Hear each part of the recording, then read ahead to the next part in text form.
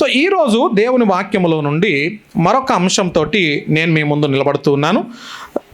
దేవుని వాక్యములో నుండి కీర్తనకారుడు రాసిన 147వ సంకీర్తన 5వ వచనాన్ని మనం చదువుదాం. 147వ సంకీర్తన 5వ వచనం. ఎవరైనా చదవాలనుకున్న వారు దయచేసి మీ మైక్ దగ్గర పెట్టుకొని చదవడానికి ప్రయత్నం చేయండి. చాలా స్పష్టంగా అందరికీ వినబడుతుంది. 147వ సంకీర్తన 5వ వచనం. మన ప్రభువు గొప్పవాడు, ఆయన అధిక శక్తి గలవాడు, ఆయన జ్ఞానమునకు మితి లేదు. చిన్న మాట ప్రార్థన చేసుకుందాం, తలలో వంచుదాం, వాక్యం నిమిత్తమై ప్రార్థన చేద్దాం. ప్రేమ కలిగిన తండ్రి, దయామయుడా, కృతజ్ఞతలు, వందనాలు, స్తోత్రాలు చెల్లిస్తూ ఉన్నాం. ఈ ఉదయకాల సమయంలో వాక్యమైనటువంటి దేవా, నీ వాక్యము చేత మాతో మాట్లాడమని ప్రార్థన చేస్తున్నాను. మనుషుడు మాట్లాడితే ఇంకొకరికి అది ప్రయోజనము కాదు, కానీ నీవు మాట్లాడితే ప్రతి వ్యక్తి కూడా అది ప్రయోజనకరం. కాబట్టి నీ మాటల చేత మాతో మాట్లాడి మమ్మల్ని సరిచేయండి, బుద్ధి చెప్పండి, ధైర్యపరచండి, నీ కృపచేత ముందు నడిపించమని ప్రార్థన చేస్తున్నాను. బలహీనునైనటువంటి నన్ను బలపరిచి నీ వాక్యం నిమిత్తమై నిలబెట్టుకొని నాయనా మీరు వాడుకోమని ప్రార్థన చేస్తున్నాను. మీరు వాడుకుంటే వాడబడేవాన్ని. నా జ్ఞానము సరిపోదు, నా తెలివి సరిపోదు. దయతో ప్రభువా, పరిశుద్ధాత్మదేవా, మీ నడిపింపు, నీ కృపను కోరుకుంటూ నజరేయుడైన యేసయ్య నామములో మిక్కిలి వినయముతో అడిగి వేడుకుంటున్నాము తండ్రి, ఆమేన్. మంచిది. మరి ఈ ఉదయకాలము మనము ఈరోజు ధ్యానం చేస్తున్నటువంటి ఒక అంశం ఏంటంటే, నాతో పాటు ఫస్ట్ ఇంగ్లీష్లో చెప్పండి. ఇంగ్లీష్లో ఉన్నటువంటి మాట ఏంటంటే ఓమినిసెంట్ అంటారు.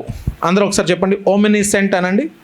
ఓమినిసెంట్. ఓమినిసెంట్ అనే మాటకు అర్థం ఏంటంటే, ఓమినిసెంట్ అనేటటువంటి మాటకు అర్థం ఏంటంటే అన్నీ తెలిసినవాడు. ఇంకొక మాటలో ఆయన ఎలాంటి వాడు అని చెప్పేసి అంటే, చూడండి ఒకసారి 5వ వచనంలో, ఆయన అధిక శక్తి గలవాడు అని అర్థం. ఆయన జ్ఞానమునకు మితి లేదు అని చెప్పేసి అర్థం. ఇవన్నీ అర్థాలు ఓమినిసెంట్ అనేటటువంటి పదానికి సరిపోతాయి. ఈ ఓమినిసెంట్ అనేటటువంటి పదము జాగ్రత్త గమనించండి. మనం ఈ సంవత్సరాన ఒక అంశం గురించి ధ్యానం చేసుకుంటూ వస్తున్నాం. ఇప్పటి వరకు ఏమని చెప్పండి? నిష్మత్ ఎల్ షడై. నిష్మత్ ఎల్ షడై అనే పదానికి చాలా దగ్గర ఉన్నటువంటి పదం ఇది. ఓమినిసెంట్ అంటే అన్ని తెలిసినవాడు, అంతటా ఉండేటటువంటి వాడు. ఇంగ్లీష్లో దాని డెఫినేషన్స్ ఇలా రాయబడ్డాయి. He was, he is and he will always be everywhere. ఆయన అంతటా, అన్నిటి చోట, తర్వాత అందరిలో ఒకేసారి ఉండదగినటువంటి వాడు. ఇప్పుడు ఒకవేళ ఇక్కడ ఆదివారం మనం ఆరాధన చేస్తున్నాం. ఇది మన ప్లేస్ వచ్చేసి హైదరాబాదులో ఇంజాపూర్ ప్రాంతం. ఒకవేళ ఇదే ఆదివారం రోజున కుకట్పల్లి సైడ్ వేరే చర్చిలో ఆరాధన చేస్తూ ఉంటారు. యేసయ్య అక్కడ ఉంటాడా? ఉండడా? ఉంటాడా? ఉండడా? యేసు ప్రభు అక్కడ ఉంటాడా? ఉంటాడు. ఒకవేళ మనం ఇక్కడ ఆరాధన చేస్తుంటే ఇక్కడ ఉంటాడా? ఇక్కడ ఉంటాడు. తర్వాత ఒకవేళ ఆఫ్రికాలో ఆదివారము ఆరాధన చేస్తూ ఉంటే ఆయన అక్కడ ఉంటాడా? అక్కడ ఉంటాడు. అంటే ఆయన అన్ని చోట్ల, అంతటా ఒకే సమయంలో ఉండదగినటువంటి వాడు. దేవుడు అన్ని చోట్ల, అంతటా ఒకే సమయంలో ఒకేలాగా ఉండదగినటువంటి వాడు. మనుషులు మారుతారు, కాలాలు మారుతాయి, పరిస్థితులు మారుతూ ఉంటాయి, కానీ దేవుడు మాత్రం ఎన్నడూ కూడా మారడు. ఆయన మార్పు లేనటువంటి వాడు. ఈరోజు ఈ ఒమిని ప్రజెన్స్ లేకపోతే ఒమిని సెన్స్ అనేటటువంటి ఈ పదాన్ని మనం తీసుకున్నప్పుడు ఒక విషయం ఇక్కడ అర్థమవుతుంది. ఏంటంటే దేవుడు అంతటా ఒకేసారి అన్ని సమయాలలో ఉండదగినటువంటి వాడు. మనం మనుషులం, మనం ఒకేసారి ఒకే దగ్గర ఉండగలం, కానీ అన్ని చోట్ల ఉండలేం. అవునంటారా? కాదంటారా? Yes or no? అవును. ఎందుకంటే మనం మనుషులం కాబట్టి. నేను ఇక్కడ చర్చిలో ఉన్నానంటే ఇక్కడే ఉండగలను. వేరే చర్చిలో, ఇక్కడ వాక్యం చెప్తున్నప్పుడే నా ప్రజెన్స్ వేరే చర్చిలో ఉండలేదు. ఎందుకంటే నేను మనిషిని, దేవుడు నన్ను మానవుడిగా సృష్టించాడు, ఆయన మందిరంలో ఇక్కడ కనబడుతున్నాను, ఈయనే ఉంటాను. కానీ దేవుడైతే ఇక్కడ ఉండగలడు, వేరే చోట ఉండగలడు, అంతటా ఉంటాడు, ఒకే సమయంలో ఉంటాడు. దాన్నే మనం ఏమన్నాము అంటే ఓమినిసెంట్ అన్నాం. ఈ ఓమినిసెంట్ పదం గుర్తుపెట్టుకొని దయచేసి. తర్వాత ఈ ఓమినిసెంట్ గురించి మనం నేర్చుకోవాల్సినటువంటి విషయాలు ఏంటి? God knows everything completely and perfectly. దేవునికి అన్ని విషయాలు కూడా ఎలా తెలుసు అని చెప్పేసి అంటే, ఎలా తెలుసు అంటే కంప్లీట్గా తెలుసు, తర్వాత పర్ఫెక్ట్గా తెలుసు, సంపూర్ణంగా తెలుసు. నీ గురించి నీవు చెప్పక ముందే అన్నీ కూడా ఆయనకు తెలుసు. ఎందుకంటే ఆయన దేవుడు, సర్వస్వాన్ని ఎరిగినటువంటి వాడు, సమస్తాన్ని తెలిసినటువంటి వాడు గనక నీ గురించి ఆయన బాగుగా తెలుసు. అందుకనే దేవుని వాక్యం అంటది కదా, మానవుడు బాహ్య రూపాన్ని చూస్తాడు, కానీ దేవుడు అంతరంగాన్ని చూసేటటువంటి వాడు. హృదయము లోపల ఉండేటటువంటి ఆలోచనలు, వాటిని కూడా గమనించగలిగినటువంటి వాడు ఎవరైనా ఉన్నారంటే అది దేవునికి మాత్రమే సాధ్యం. మనుషులకు సాధ్యం కాదు అది. అవునంటారా కాదంటారా? ఎస్. సో ఈరోజు మన ఈ అంశంలో గాడ్ నోస్ ఎవ్రీథింగ్ కంప్లీట్లీ, సమస్తము కూడా ఆయన సంపూర్ణంగా తెలుసు, అండ్ పర్ఫెక్ట్లీ, పూర్తిగా తెలుసు. మనం కొన్ని దాచుకొని కొన్ని చెప్తాం బయటికి, కొన్ని దాచుకుంటాం, కొన్ని బయటికి చెప్తాం. కొన్నిసార్లు అంతటా చెప్తే ఏమవుతుందో చెప్పండి, అన్నీ చెప్పేస్తే ఏమవుతుంది? కొట్లాట్లు కూడా అవుతాయి. అవునంటారా కాదంటారా? కొన్ని బయటికి అన్నీ కక్కేసామనుకోండి, ఇప్పుడు మనిషి నోటికి అదుపు లేకపోతే, అదుపు లేనటువంటి నోరు ఒకవేళ ఉందనుకోండి, అలాంటి నోటి వలన అన్నీ కూడా సమస్యలు ఏర్పడతాయి. అవునంటారా కాదంటారా? ఎస్. వాక్యంలో సెలవియబడింది, నాలుక చిన్నదే కానీ అదిరిపడేదంట. అది నాలుక ఎలాంటిది? చాలా చిన్నది, కానీ అదిరి పడుతుందంట. అది నాకంటే గొప్ప వాళ్ళు ఎవరు లేదు తెలుసా, మా ఆయన ఏమిటో తెలుసా, నేనేంటో తెలుసా, మా కుటుంబ సభ్యులు ఎంతమందో తెలుసా, మా బంధువులు ఎంతమందో తెలుసా. ఇవన్నీ కూడా నాలుక ద్వారా వచ్చేటటువంటి సమస్యలు. ఆ అక్క నీ గురించి ఏం చెప్పిందో తెలుసా, ఈ బ్రదర్ నీ గురించి ఏం మాట్లాడారో తెలుసా. ఇవన్నీ విషయాలు కూడా నాలుక ద్వారా కలిగేటటువంటి సమస్యలు. ప్రియ దేవుని సంగమా, ఈ ఉదయకాలము దేవుడు మనతో మాట్లాడుతున్నటువంటి ఒక విషయం ఏంటంటే, హీ ఈజ్ ఓబెనిసెంట్. ఆయన అన్ని కూడా సంపూర్ణంగా ఎరిగినటువంటి వాడు. నీవు బయటికి చెప్పినా చెప్పకపోయినా నీ గురించి, అందరి గురించి సమస్తం ఎరిగినటువంటి వాడు. దేవునికి అసలు ఏమేమి తెలిసి ఉండొచ్చు? ఒకవేళ పాస్టర్ గారు దేవునికి అన్ని తెలుసు అని ఇప్పటిదాకా మీరు చెప్పుకుంటూ వచ్చారు, దేవునికి ఏమేమి తెలుసు అని చెప్పేసి మీరు క్వశ్చన్ అడిగితే, వాక్యంలో నేను కొన్ని వచనాలను చూపిస్తాను. త్వరగా మనం దేవుని వాక్యం లోపలికి వెళ్ళి చూద్దాం. చూడండి, ప్రాబ్స్ చాప్టర్, సామెతల గ్రంథం 15వ అధ్యాయం 3వ వచనం. సామెతల గ్రంథము 15వ అధ్యాయం 3వ వచనం. యెహోవా కనులు ప్రతి స్థలము మీదను ఉండును, చెడ్డవారిని చూస్తాయి, మంచివారిని కూడా చూస్తూ ఉన్నాయంట. కీర్తనకారుడు అంటున్నాడు 15వ కీర్తన 3వ వచనములో, 15వ సంకీర్తన 3వ వచనం. యెహోవా కన్నులు ప్రతి స్థలము మీద ఉండును, చెడ్డవారిని మంచివారిని అవి చూచుచుండును. అంటే దేవుని కన్నులు ఎప్పుడు కూడా మంచి వాళ్ళ మీదనే కాదు, చెడ్డ వాళ్ళని కూడా చూస్తూ ఉంటుంది. మనకు కొన్నిసార్లు ప్రశ్నలు వస్తాయి, అరే వాడు తాగుబోతు, తిరుగుబోతు, చెడ్డవాడు, అయినా కానీ వాడు బాగుపడి ఉన్నాడు, మంచి స్థాయిలో ఉన్నాడు, మనం ఇంత భక్తి చేస్తున్నాం, ఇంత దేవుని నమ్ముకున్నాం, మనం ఎందుకని చెప్పేసి మనం వాని వలె లేము. ప్రశ్నలు వస్తాయి చాలాసార్లు. కానీ వాక్యం సెలవిస్తున్నటువంటి మాట ఏంటంటే, అందరినీ చూసే దేవుడు ఆయన. మంచి వాళ్ళని చూస్తాడు, చెడ్డ వాళ్ళని కూడా చూస్తాడు. చెడ్డ వాళ్ళకు తీర్పు ఉంది, మంచి వాళ్ళకు కూడా తీర్పు ఉంది. ఆ రోజు నిజమైనటువంటి మంచి వాళ్ళు ఎవరో ఆయన దృష్టికి అర్థమవుతుంది. ఆయన త్రాసు న్యాయమైనది, ఆయన తూనిక రాళ్ళు ఏదైతే ఉన్నాయో అవి ఎటువంటి కూడా లోపం లేనటువంటి తూనిక రాళ్ళు. మనము తూచితే అన్నీ కూడా తప్పులు జరుగుతూ ఉంటాయి. కొంతమంది తూచేటప్పుడు ఆ త్రాసు కింద అయస్కాంతం కూడా అతికిస్తారు. కిలో రావాల్సింది 30 కిలో వస్తుంది, ఇంకొక 1/4 కిలో ఎటుపోయిందని చెప్పేసి అంటే దాని కింద అయస్కాంతం ఉంటుంది. అంటే వాళ్ళ త్రాసులో లోపం అది, కానీ దేవునిలో లోపము లేదు. ఆయన తూచేటప్పుడు న్యాయముగా తూచేవాడని వాక్యము సెలవిస్తున్నటువంటి మాట. అందరినీ సమానంగా చూస్తున్నాడు. మంచివారి మీద, చెడ్డవారి మీద, అందరి మీద సమానముగా వర్షము కురిపించే దేవుడు, ఎండను కాపించే దేవుడు. దేవునికి మహిమ కలుగునుగాక. సో మొదటి మాటగా మనం చూస్తున్నాము, యెహోవా కన్నులు ప్రతి స్థలము మీద ఉండును, చెడ్డవారిని మంచివారిని అవి చూచుచుండును. 2 క్రానికల్ 2వ దినవృత్తాంతముల గ్రంథం 16వ అధ్యాయం 9వ వచనాన్ని చదువుదామా. 2 క్రానికల్ 2వ దినవృత్తాంతముల గ్రంథం 16వ అధ్యాయం 9వ వచనం. తన ఎడల యథార్థ హృదయము గల వారిని బలపరచుటకై యెహోవా కనుదృష్టి లోకమందంతటా సంచారము చేయుచున్నది. ఈ విషయమందు నీవు మతి తప్పి ప్రవర్తించితివి గనుక ఇది మొదలుకొని నీకు యుద్ధములే కలుగును. యుద్ధాలు జరుగుతాయంట ఎప్పుడు? మతి తప్పి తిరిగితే, దేవుని న్యాయ విధుల్ని మనం సరిగ్గా అర్థం చేసుకోకపోతే. తన ఎడల యథార్థ హృదయము గల వారిని బలపరచుటకై. యథార్థంగా నువ్వు ప్రవర్తిస్తున్నావా? మంచి జీవితం జీవిస్తున్నావా? నీతిమంతుడిగా జీవిస్తున్నావా? అయితే వాక్యం సెలవిస్తూ ఉంది, యెహోవా కనుదృష్టి నిన్ను చూస్తూ ఉంది. నువ్వు యథార్థంగా ఉన్నావో లేదో నిన్ను దేవుడు గమనిస్తూ ఉన్నాడు. అది మొదటి సంగతి. ఈరోజు బైబిల్లో మనకు కనబడేటటువంటి వాళ్ళలో హన్నా ఏడ్చుకుంటూ ప్రార్థన చేసింది. కొంచెం వాటర్ దొరికితే చాలు, తన బిడ్డకు కొంచెం నీళ్లు దొరికితే చాలు బ్రతుకుతాడు. హాగరు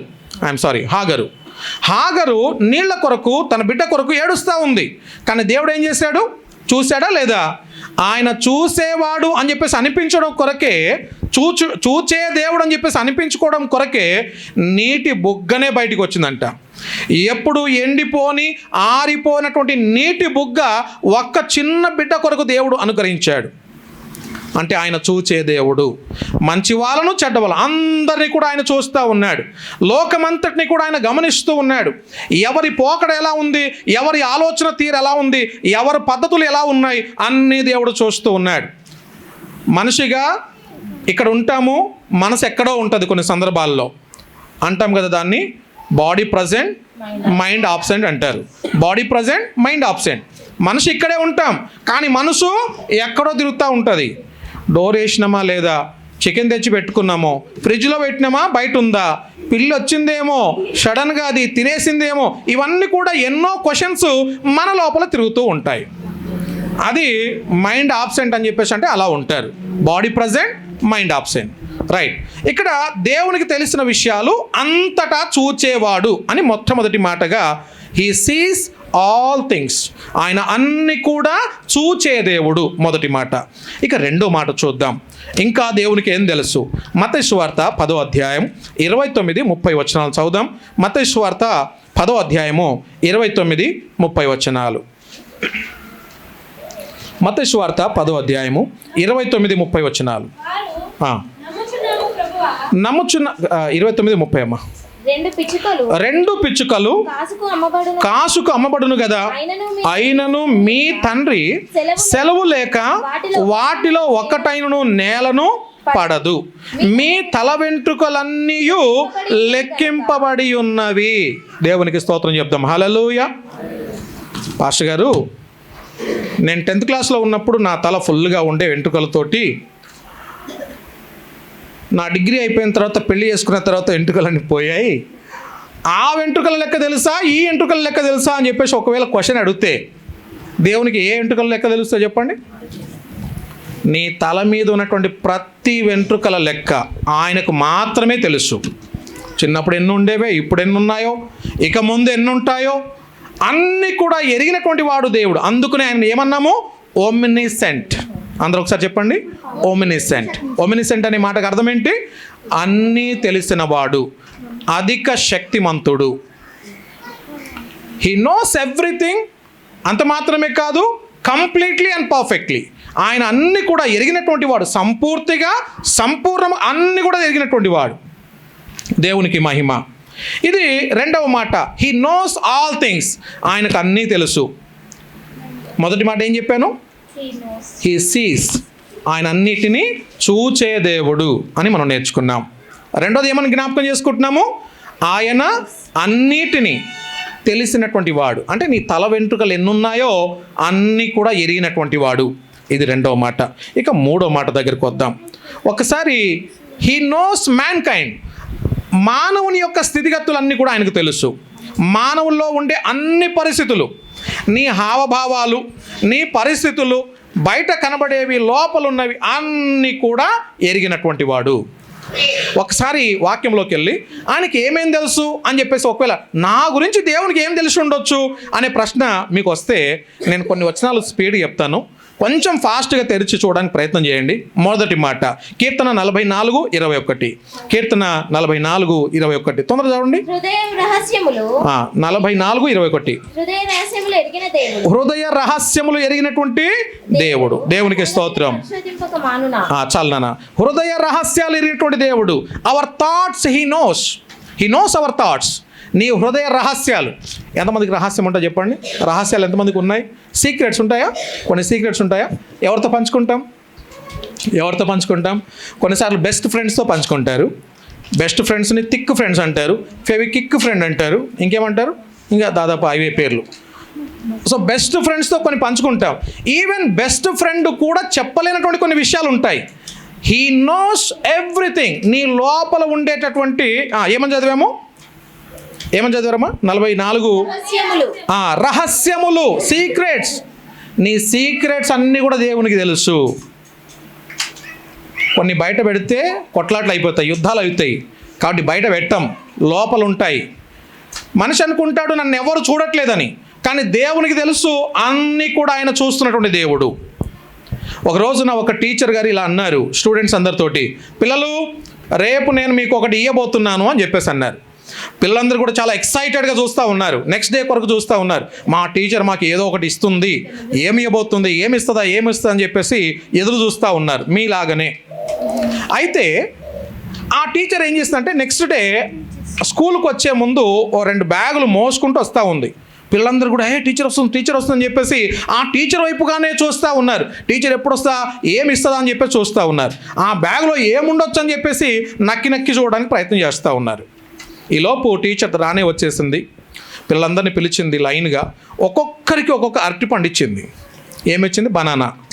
అందరి కోసము ఒక్కొక్క బనానా ఇచ్చి ఇప్పుడు ఆ పిల్లలతో చెప్పిన మాట ఏంటంటే, ఒరే పిల్లలు, ఎవ్వరు చూడనటువంటి ప్లేస్కి వెళ్ళి ఇది తినేసి రావాలి, ఎవ్వరు చూడొద్దు, అలాంటి ప్లేస్కి వెళ్ళి తినేసి రావాలి అని చెప్పేసి టీచర్ చెప్పింది. ఒకవేళ ఇదే క్వశ్చన్ ఇక్కడ ఉన్న చిన్నపిల్లలు అడిగితే మీరేం చెప్తారు? ఆ బనానా ఎక్కడ తింటారు? నిఖిల ఎక్కడ తింటుంది? ఎవ్వరు చూడని ప్లేస్ ఉందా? ఎవ్వరు చూడని ప్లేస్ ఉండదా? డోర్లన్నీ వేసేసుకున్నాం అనుకోండి రూమ్లో, ఎవరైనా చూస్తారా? ఎవరు చూడరు. ఒక బాబు అలానే లోపలికి వెళ్ళిపోయి డోర్లన్నీ క్లోజ్ చేసేసుకొని వాడు అని తినేసి బయటకు వచ్చే టీచర్ దగ్గర చాలా గంభీరంగా చెప్తున్నాడు, టీచర్ నన్ను ఎవ్వరు చూడలేదు టీచర్ అన్నాడు. Very good. ఇంకొక బాబు వచ్చాడు, టీచర్ నేను నీళ్లలో మునిగి లోపల తిన్నాను టీచర్, అక్కడ ఎవరు లేరు, నన్ను ఎవరు చూడలేదు అన్నారు. ఎంత వెరైటీ క్యాండిడేట్ కదా, వాని ఆలోచన ఎంత గట్టిగా ఉందో చూడండి. ఎవ్వరు చూడలేదు, నీళ్ళ లోపల మునిగి తిన్నాను.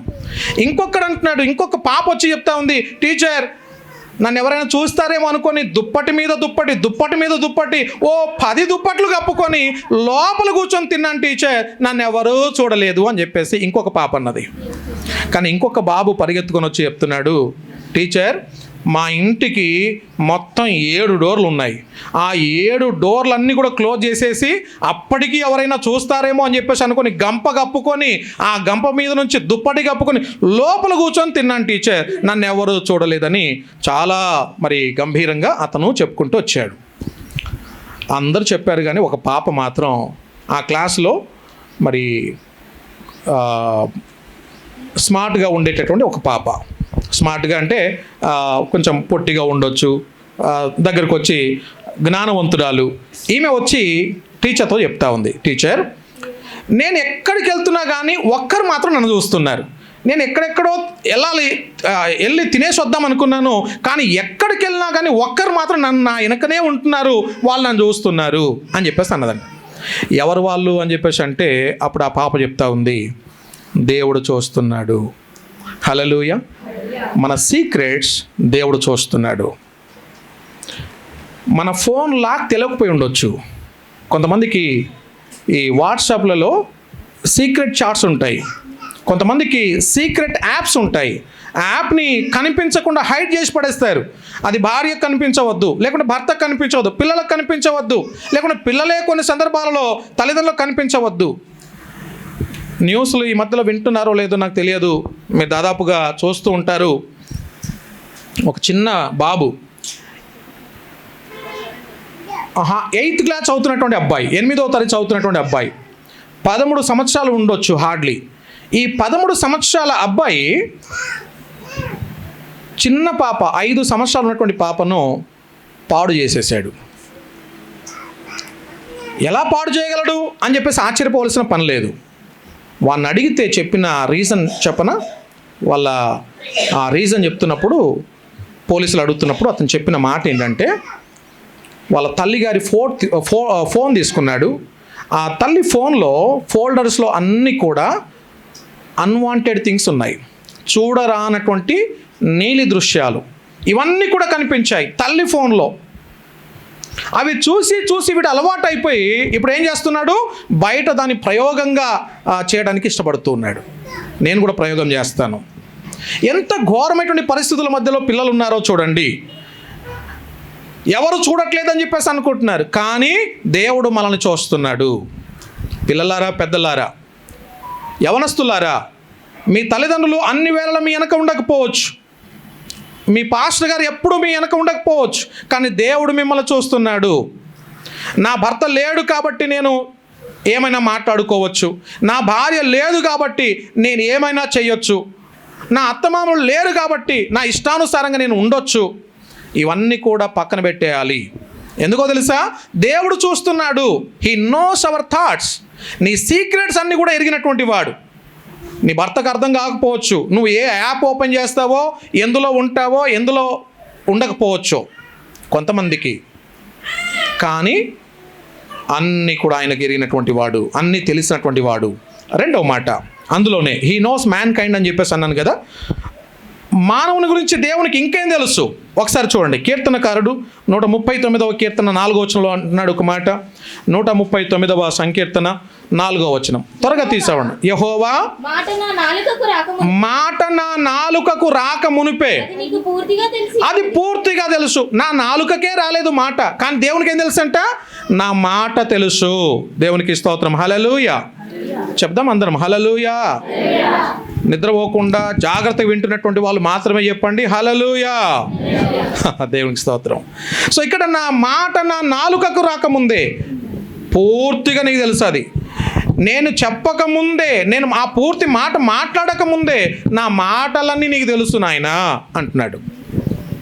సో మనం ఏం మాట్లాడుతున్నామో చాలా జాగ్రత్త ఉండాలి. ఎవరితో ఏం మాట్లాడుతున్నామో కూడా చాలా జాగ్రత్తగా ఉండాలి. నీ ఇంటి సమస్యలు ఎవరితో చెప్పుకుంటున్నావు, ఎవరితో మాట్లాడుతున్నావు, దేని గురించి మాట్లాడుతున్నావు, ఇది చాలా జాగ్రత్తగా మనం గమనించాలి. ఇక మూడవ మాట అందులోనే మానవుని గురించి దేవునికి ఏం తెలుసు అని చెప్పేసి అంటే, ఇంకా తెలుసు ఆయనకు. నేను చాలా వచనాలను స్కిప్ చేస్తున్నాను, చెప్పట్లేదు. మలాకి 3:16లో కూడా మన మాటల గురించి రాయబడింది. కీర్తనకారుడు 139వ కీర్తన 2వ వచనంలో మొదటి లైన్స్లో ఒక మాట అంటాడు. చూడండి ఒకసారి. నేను నిలుచుండుట, నేను కూర్చుండుట నీకు తెలియను, నాకు తలంపు పుట్టక మునుపే నా మనసు గ్రహించినటువంటి వాడవు నీవు అంటున్నాడు. స్తోత్రం. హల్లెలూయా. ఏం తెలుసు అంటే ఆయనకు? నీ మనసు తెలుసు. నీ మనసు తెలుసు. ఎలాంటి మనసుతో నువ్వు ఇడున్నావో, ఎలాంటి మనసుతో నీ పనులు చేసుకుంటున్నావో, ఎలాంటి మనసుతో మనం బ్రతుకుతున్నామో దేవునికి బాగా తెలుసు. రైట్. కాబట్టి మూడవదిగా మానవుని గురించి దేవునికి ఏం తెలుసు అంటే ఏం చెప్పాను? 3 విషయాలు చెప్పాను. ఒకటి కాదు, మానవు గురించి దేవుని తెలిసిన విషయాలు. ఈ సీస్ అనేది ఫస్ట్ పాయింట్, అది ఓకే. రెండవ విషయం ఏమని మాట్లాడుకున్నాం? He knows all things. ఆయనకు అన్నీ తెలుసు. మూడవ విషయంలో సబ్ పాయింట్స్ ఉన్నాయి. మానవుని గురించి దేవుని తెలుసు అన్నాను. మానవుని గురించి ఏమేమి తెలుసు అనడానికి నేను 1, 2, 3 చెప్పుకుంటూ వస్తున్నాను. ఒకటి, హీ నోస్ థాట్స్, మన యొక్క థాట్స్, తలంపులు తెలిసినటువంటి వాడు, సీక్రెట్స్ తెలిసిన వాడు. రెండవదిగా మన వర్డ్స్, మన మాటలు తెలిసినటువంటి వాడు. నువ్వు మాట నాలుకకు రాకముందే ఏం మాట్లాడాలో అన్నీ కూడా తెలిసినటువంటి వాడు దేవుడు. ఇక మూడవదిగా హీ డీడ్స్, అవర్ డీడ్స్, మన యొక్క పనులన్నీ కూడా ఆయనకు తెలుసు. నువ్వు చేసే పనులేంటో, ఎలాంటి పనులు చేస్తావో, ఉన్నప్పుడు ఎలా చేస్తామో, లేనప్పుడు ఎలా చేస్తామో, ఒక లీడర్ ఉన్నప్పుడు ఎలా చేస్తామో, లీడర్ లేనప్పుడు ఎలా చేస్తామో అన్నీ కూడా ఆయనకు తెలుసు. He knows. తర్వాత 4వదిగా ఎక్సడస్, నిర్గమకాండం 3వ అధ్యాయం 7వ వచనం. నిర్గమకాండం 3వ అధ్యాయం 7వ వచనం. ఇన్ని పాయింట్స్ చెప్తే మాకు ఎక్కడ గుర్తుంటాయి పాస్టర్ గారు అని చెప్పేసి అనుకోకండి, రికార్డ్ అవుతుంది కనుక మళ్ళీ మీరు వినడానికి ఒక మంచి అవకాశం. నిర్గమకాండం 3వ అధ్యాయం 7వ వచనం. మరియు యెహోవా ఇట్లా నేను ఐగుప్తులో ఉన్న ప్రజల బాధను నిశ్చయముగా చూచితిని. కష్టపెట్టు వారిని మొరను వింటిని. వారి దుఃఖములు నాకు తెలిసి ఉన్నవి. అంటే ఇశ్రాయేలుల యొక్క దుఃఖాన్ని ఎరిగినటువంటి వాడు ఆయన. He knows Israel, the people of Israel, their sorrow, వాళ్ళ యొక్క సారో, దుఃఖాన్ని కూడా ఎరిగినటువంటి వాడు. ఈరోజు దుఃఖముతో ఉండే హృదయాలు ఇక్కడ ఉన్నాయి, దుఃఖముతో కూర్చున్నటువంటి వాళ్ళు కూడా లేకపోలేదు. అలాంటి హృదయాలను కూడా దేవుడు చూస్తున్నాడు, పరిశీలిస్తున్నాడు. నీ దుఃఖము సంతోషంగా మారే రోజు కూడా చాలా సమీపంలో ఉంది. దేవునికి స్తోత్రం, హల్లెలూయా. ప్రతి కన్నీటి వెనక దేవుడు ఆశీర్వాదాలు దాచిపెట్టాడు. ప్రతి ఏడుపు వెనక ఒక నవ్వు తప్పకుండా దాగి ఉంటుంది. సో ఈరోజు మనం ఏడుస్తున్నాం, రేపటి రోజు నవ్వే రోజు దేవుడు ఇస్తాడు. దేవుని వాక్యంలో ఇలా చెప్పబడింది, సంతులేని దానిని ఆయన ఇల్లాలుగా చేసిన వాడని. దేవునికి స్తోత్రం, హల్లెలూయా. తర్వాత కన్నీటిని ఆయన నాట్యముగా మార్చే దేవుడని. కన్నీటిని ఎలా మారుస్తుంటే ఆయన నాట్యముగా మార్చే దేవుడు. అందుకనే ఆయన మన యొక్క దుఃఖాన్ని ఎరిగినటువంటి వాడు. ఏ దుఃఖంతో కూర్చున్నావో నీ దుఃఖాలన్నీ ఆయనకు తెలుసు. ఇక 1 2 3 4 5 5వ విషయం, మత్తయి సువార్త 6వ అధ్యాయం 32వ వచనాన్ని చదువుదాం. మత్తయి సువార్త 6వ అధ్యాయం 32వ వచనం. ఇవన్నీ మీకు కావాలనని మీ పరలోకపు తండ్రికి తెలియను, కాబట్టి మీరు ఆయన రాజ్యమును నీతిని మొదట వెదకండి, అప్పుడు అవన్నీ మీకు అనుగ్రహించబడతాయి. రేపటి గురించి చింతించవద్దు. దేవునికి స్తోత్రం, హల్లెలూయా. సో ఇక్కడ మరి యేసు ప్రభు వారికి ఇంకేం తెలుసు అంటే our needs. God knows our needs. మన యొక్క అవసరాలు దేవునికి తెలుసు. కొన్నిసార్లు మన అవసరాలు మనుషులతో చెప్పుకోవడానికి ఇష్టపడతాం. మాకు ఇది లేదు, ఇది లేదు, ఇది లేదు, ఇది కావాలి, ఇది కావాలని చెప్పేసి చెప్పుకోవడానికి ఇష్టపడతాం. కానీ మనం చెప్పాల్సింది మనుషుల కంటే ముందు దేవునికి. మనుషులు తీరుస్తారో లేదో తర్వాత సంగతి, కానీ దేవుడు విని ఆ అవసరత నీకు ఎంత నిజంగా అవసరమో ఆయన గుర్తించి తగిన సమయమందు ఇచ్చేటటువంటి దేవుడు. చాలా సందర్భాల్లో ఈ ఎగ్జాంపుల్ నేను వాడుతూ ఉంటాను. ఒకవేళ నాకు విమానం కావాలని చెప్పేసి నేను ప్రార్థన చేశాను అనుకోండి, దేవుడు ఇస్తాడా? ఇవ్వడు. ఆయన ప్రార్థన ఆలకించే దేవుడు కదా, ఎందుకని విమానం ఇవ్వడు? నాకు విమానం కావాలంటున్నాడు. ఆయనకు అసాధ్యమైనది ఉందా ఏమన్నా? ఆయనకు అసాధ్యమైనది ఏది లేదు, అన్నీ ఇచ్చేటటువంటి దేవుడే. అలాంటప్పుడు విమానం ఎందుకు ఇవ్వడంటే దాంట్లో పోసే ఆ వైట్ పెట్రోల్ ఏదైతే ఉందో చాలా కాస్ట్లీ, అది నేను కొనలేను. రెండోదిగా దాన్ని పెట్టుకోవడానికి సరిపోయినటువంటి స్థలం కూడా నా దగ్గర లేదు, అది కూడా దానివల్ల కూడా ఆయన ఇవ్వడు. తర్వాత ఇంకా మూడోదిగా అది అసలు నాకు అవసరమే లేదు. ఎందుకు అవసరం లేదు? విమానంలో ఎక్కి నేను ఎక్కడికి వెళ్తాను? నా ప్లేస్ ఇక్కడ, సంఘం ఇక్కడ, మనమందరం కూడా ఇక్కడ ఉన్నాము. ఏ అవసరం కోసం వెళ్తాను? స్పెషల్గా నాకే ఎందుకు ఆ విమానం కావాలి? ఇవన్నీ కూడా దేవునికి తెలుసు కనుక ఇవ్వడు. కానీ తగిన సమయమందు నీకు ఏది అవసరమో ఆయన ఇచ్చేటటువంటి దేవుడు. ఇంకా చివరి మాట నేను చెప్పి ప్రార్థన చేస్తాను ఈరోజు కొరకు. జెనసిస్, ఆదికాండం 18వ అధ్యాయం 17వ వచనం. ఆదికాండం 18వ అధ్యాయం 17వ వచనం చదువుదాం. అప్పుడు యెహోవా నేను చేయబోవు కార్యము అబ్రహాముకు దాచెదనా? అబ్రహాము నిశ్చయముగా గొప్ప జనమగును, అతని మూలముగా సమస్త ఆశీర్వదించబడతారు. ఎట్లనగా యెహోవా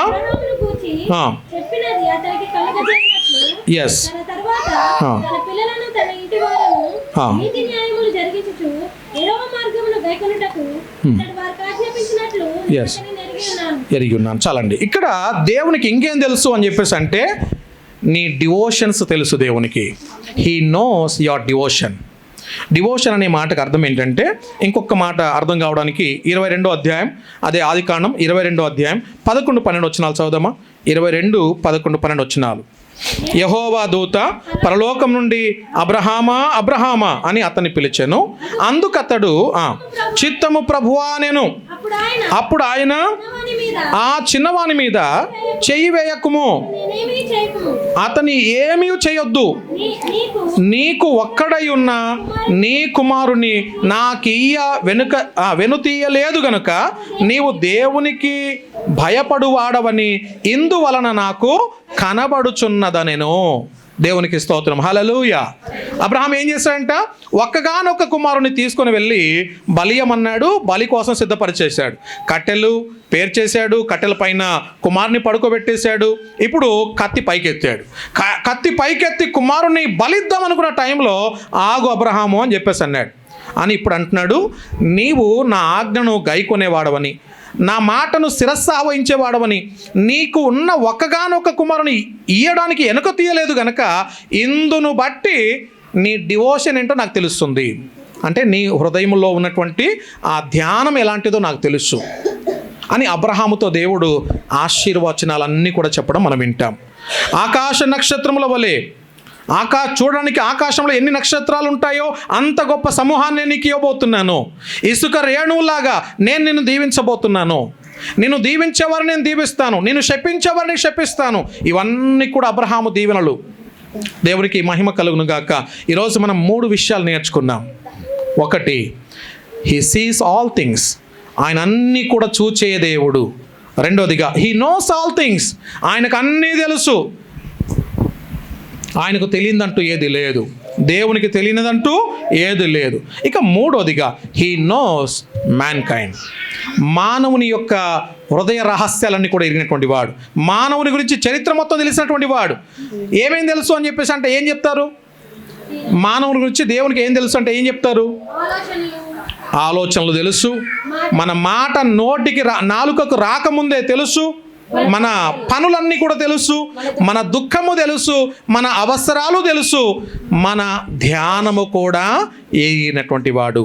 నీ హృదయ ధ్యానము కూడా ఎరిగినటువంటి వాడు. అందుకనే కీర్తనకారుడు చక్కటి ప్రార్థన చేస్తాడు. ఆ ప్రార్థన విని మనం చదివి ఆ తర్వాత ముగిద్దాం. 19వ సంకీర్తన 14వ వచనం చదివి నేను ప్రార్థన చేస్తాను. 19వ సంకీర్తన 14వ వచనం అందరం తీయండి. ఒకసారి అందరూ తీసేంతవరకు వెయిట్ చేయండి అమ్మా. 19వ సంకీర్తన 14వ వచనం చివరి వచనము. అందరం కలిసి మనం చదువుదాం. బైబిల్ కలిగినటువంటి వారందరూ కూడా మరి చూడండి, దేవుని వాక్యం చదవండి. అందరం కలిసి చదువుదాం. Ready, 1 2 3 go.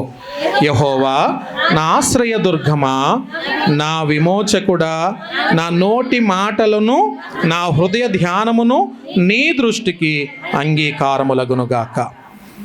తల వంచుదాం, కళ్ళు మూసుకుందాం, చిన్న మాట ప్రార్థన చేసుకుందాం. ప్రేమ కలిగిన తండ్రి, దయామయుడా, వందనాలు స్తోత్రాలు చెల్లిస్తూ ఉన్నాం.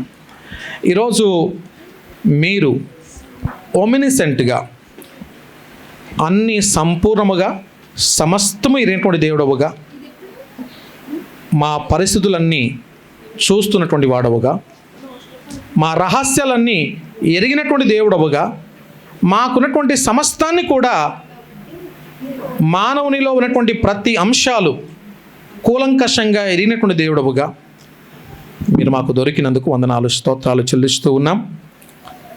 ఈ మధ్యాహ్న వేళ నీ మాట చేత మీరు మమ్మల్ని దర్శించిన రీతిని బట్టి నీకు వందనాలు.